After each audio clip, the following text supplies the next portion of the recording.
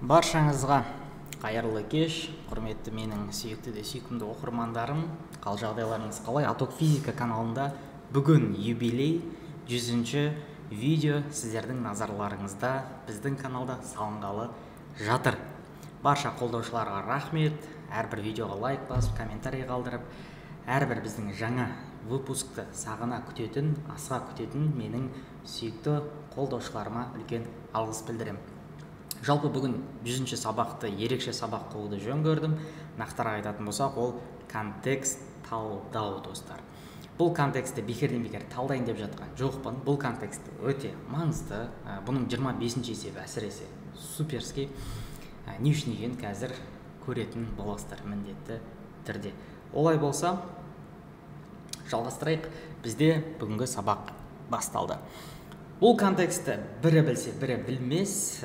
Контекстті біз слив үшін, жаттап алу үшін талдамаймыз. Контекстті біз сол тақырыпты қайталау үшін, сол тақырыпқа бір тренировка жасау мақсатында шығарамыз. Су жылытқыш деген контекст, достар. Есептің берілгені мына жерде қатты анық болмай тұр. Қазір сіздерге анық вариантын көрсететін боламын. Жалпы қысқа мерзімді курстар қажет деп көп оқушылар жазады маған. Ағай, осы біріншісінен қадалдым, екіншісіне бір 2 апта, 10 күн, 20 күн уақытым бар, не жазсам болады, не әрекет жазсам болады дейтін оқушыларға мүмкіндік сыйлағалы тұрмын. Осы номерге жазыңыздар, сертификаттарыңызды жіберіңіздер, сол бойынша сізге не істеу керек екенін кеңес ететін боламын. Ал, достар, бірінші есепке назар аударайық. Есептің берілгені мынадай. Сызбада көрсетілгендей электр тізбегі құрастырылды дейді. Өткізгіштің бір бөлігі бастапқы температурасы 40 градус Цельсий, массасы 2 кг суға батырылғаны көрсетілген дейді. То есть, көріп тұрғандарыңызда бұл жерде 2 резистор бар да мұнда. Оларды шатастырып алмас үшін мына нәрсені көрсетейін сіздерге. Мысалға, так. Судың астындағысы бізде 30-ды көрсетіп тұр. Суға батырылған бөлігі. Және де суға батырылмаған бөлігі бізде 20-ны көрсетіп тұр. Оның қандай бір маңызы бар десеңіздер, сіздерге есептің үстінде көрсететін боламын. Оның не маңызы бар, қай жерде айтылу керек деген секілді. Бастысы бізбен бірге эфирді осы бір сабақта соңына дейін көрсеңіздер жеткілікті.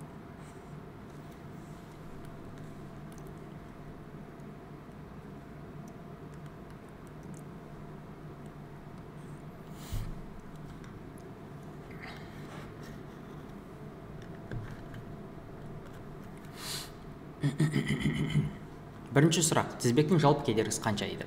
Мына екі тізбектің бір-біріне тізбектей жалғанғандығын былай байқап тұрғанда шығарсыздар, Мінекей, мына тізбек бар бізде, және де мына бір тізбек бар. Бұл екеуі бір-бірімен тізбектей жалғанған. Егер де ол тізбектей жалғанған болса, тогда біз әрине форма жақсы білеміз. R бірінші кедергі қосамыз жай ғана R екінші кедергіге. Сонда 20 қос 30.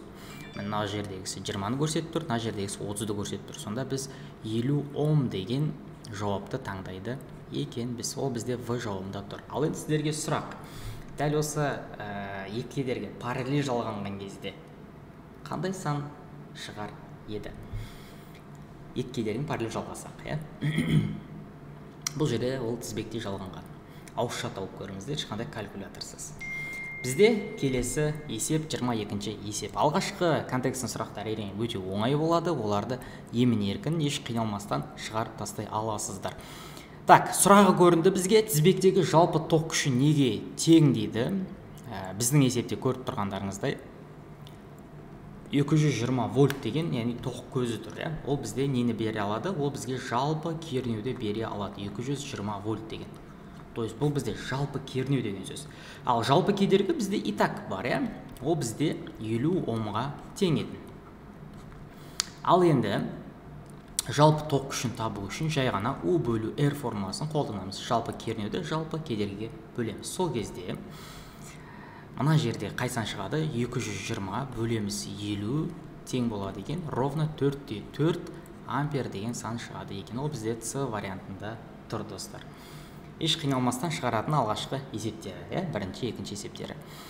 Дәл сол есептің берілгені, дәл сол сызба сұрақ қандай? Суды қайнатуға қажетті жылу мөлшерін сұрап отыр. Қараңыздар, суды қайнатуға жеткізу үшін қанша жылу жұмсайды деп отыр. Ал кеттік. Q тең жылу мөлшерінің формасын еске түсіреміз. Cm дельта Т. Көп оқушы осы жерде енді сәл мұқият болмай, с-ға 4200-ді қояды дағыны, массаға 2-ні қояды, мына жерде 2 килограмм деп тұр, и дельтадағы 40-ті қойып қояды. Ол дельта Т. Ол мына судың, мына су ғой негізінде. Бұның бастапқы температурасы ол 40 болып тұр. Ал енді ол қайнатқанда оның соңғы температурасы 100 болады. Мен жақшаша жазып қойған. Сол үшін 100-ден 40-ті азайту арқылы сіз 60 деп қою қажет боласыз. Екі жердегі 42 84-ке 6-ны көбейтсек 504 шығады. Артында 3 нөлі бар деп алайық. 504 мың джоуль. Ол бізде 504 килоджоуль деген вариантқа сапасай тұспа-тұс келеді екен. Әзірге ешқандай қиындық жоқ біздің есептерде. 24-ші есеп достар. 24-ші есеп бізге не дейді? Дәл сол есептің берілген, дәл сол шарт 3 минутта пайдаланылған электр энергиясын анықтаңыздар дейді. Енді бізге электр өрісінің, электр энергиясының жұмысын, шығынын анықтайтын форма қажет. Ол қандай форма бізде? А тең UIT деген форма бар, UIT деген форма бар. U квадрат бөлінген RT деген форма бар. Енді меніңше осы жақсы келетін сияқты. Және үшіншісі қандай еді? Комментарийге жазып кетіңіздер. Біліп отырсаңыздар, үшінші форманы комментарийге жазып кетіңіздер, окей? Кернеу бізде так 220 квадрат бар. Бөлеміз осыны кедергі 3 минутта пайдаланатын жалпы электр энергиясын сұрап отыр. Әзірге 50-ді қоямыз бұл жерге. Көбейтеміз 3 минут дейді. 3 минут дегенде 3 деп қоя салмаймыз, оны обязательно 60-ға көбейтеміз. Себебі минут ХБЖ-ға айналуы керек. Сонда 180 деген санды жазамыз достар. Ал енді осы жерде есептеу жүргізсек қалай болады? Кеттік. 220 көбейтеміз 220, бөлеміз 50, көбейтеміз 180. 174.240 деген сан шығады екен. 174.240 джоуль деген сан шықты.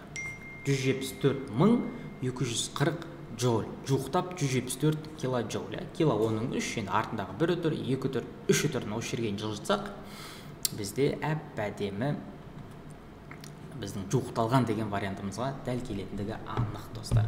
Ал енді ең қызығы бұл әрине 25-ші есеп достар. Сызбада көрсетілгендей электр тізбегі құрастырылған, әдеттегідей сол есептің берілгені. Енді бұл 25-ші есеп достар. Негізі бұл контекст, негізі популярны ғой. Просто 25-ші есебі ауысып келіп жатыр да қайта-қайта. Мен ең қиындау жерін қойдым да. Уақытын сұрайтын жері бар. Осы 18 минут шығады өрінде пәкті береді. Ал енді бізден керінше осы жер пәгін сұрап тұр. Пәгі дегенде қалай енді пайдаланып кетілгенін емес, керінше қалғанын сұрап тұр да. Пайдаланбай қалынған суды сұрап тұр. Яғни осы қыздырушы суды пайдаланған ғой енді. Электр кедергісі арқылы мына суды қыздырған ғой. Көрдіңіздер ма? Бұл жерде темірлер, сондай есеп қой бұл суды қыздыру үшін. Ана бір бөлігі судың бетінде ағып кеткен, и бізде судың ішінде қалғаны мінекей 30 Ом. Осы тоқтың, яғни осы суды қыздырғаннан кейін судың астында қалып кететін судың бөлігі деген секілді сондай бір сұрақ қойылып тұрды. Бұл жерде біз бағанағы алдыңғы есепте тапқан Q-ді қолданамыз достар. Ол 504 мың джоуль шыққан етін. Мінекей осы санды қазір қолданамыз. Бірақ бізге қазір енді жұмысы керек. Бірақ бізге именно судың ішіндегісін тап дегеннен кейін достар, судың ішіндегісіне байланысты болғаннан кейін именно судың ішіндегі атқарған жұмысын аламыз. Общий емес. То есть қараңыздар. А тең. Енді бұл жерде кернеу 220. Тізбекте жалғанған кезде тоқ күштері тең болады деген қағида бар еді. Ай жалпы тең болады. Тізбекте жалғанған кезде тоқ күштері тең болады деген қағиданы ескереміз. 220-ны бұл жерде ала алмаймыз. Себебі бұлардың кедергілері 220 вольт, әр кедергі әртүрлі әсер етеді. Себебі мынандай қағида бар еді. У жалпы тең болады, U1 қосу U2 деген. Көрдіңіздер ма? То есть ол болмай қалады. Сол үшін тоқталғандарыңыз дұрыс. Поэтому мен мынау I квадрат RT деген форманы таңдаймын достар. I квадрат I деген 4-4, екінші есепте анықтап қойғанбыз. Көбейтеміз осыған кедергі 30-ды и 18 минут 18-ге көбейтеміз 60-ды деген сөз. есептеп көрейік. Так, 4-те 4 көбейтеміз 30, көбейтеміз 18, көбейтеміз 60. Так, 142 мың. Так, мен 4-те 4 көбейту 4-те 4 квадраттамақпын ғой. 30 көбейтеміз 18, көбейтеміз 60. 627 мың. Бәсе анадан көбірек сан шығу керек еді ғой. Себебі Q үстіне кетеді ғой әрқашанда. 627 мың 264 джоуль деген сан шықты достар. 260 джоуль. Ал енді судың түбінде қалып кеткен бөлігін анықтау үшін кеткен бөлігін, пайдаланылған бөлігін анықтайық достар. Яғни пәгін анықтаңыздар деген сөз ғой. 2 жылуды бөлжерейік, үлкені астына, көбі азы үстіне қойылады. Q деп жатқанымыз ол 504 мың, бөлеміз осыған 627 мың 260. Кеттік. 504 мың бөлеміз 627 мың 260. Так, 504 мың бөлеміз 627 мың 260. 0,80 ровно шығады екен достар. Ровно бізде 0,80 деген бөлігі кетті. Яғни қыздыруға кеткен бөлігі 0,8 деген сөз достар. Көрдіңіздер ма? Ал дәл сол судың әлі қалған бөлігі, значит қанша деген сөз? Яғни 80 деген ол бізде. Так, 80% кетсе, ол басында 100% болса, значит 20% қалды деген сөз. Яғни 0,2 бөлігі қалды. Ол деген бізде 5-тен 1. 20% дегеніміз ол 0,2 сандық коэффициентте. Ол дегеніміз 5-тен 1 деген мағынаны білдіреді екен. Егер сіздерге дәл осы есеп ұнаған болса, курс бойынша жазыңыздар деп, уже жазып отыр, сообщение келіп отыр. Есеп түсінікті болса, ешқандай вопрос болмаса, комментарийға ұнады, пайдалы болды деп жазып кетіңіздер. Міндетті түрде төменде описаниеде тұрған қосымша мағлұматтарға тоқтала кетіңіздер. Телеграмда осындай қызықты контексттерді жіберіп отыратын боламын. Роботның қалған күндерін пайдалы өткізіп, максималды түрде нәтиже көрсетіңіздер. Еңбектеріңіздің ақталғанын мен де қалаймын достар. Сіздермен бірге болған мен Аток физика. Дәл осы сабақ бізде YouTube арнамызда қаншасыншы сабақ болды? 100-ші сабақ болды. Көзді жұмғанша 100 видео сабақ бір YouTube каналда. Бұл деген үлкен жетістік достар. Баршаңызға рахмет. Осымен біздің эфиріміз тәмам болды. Келесі эфирларда жолыққанша.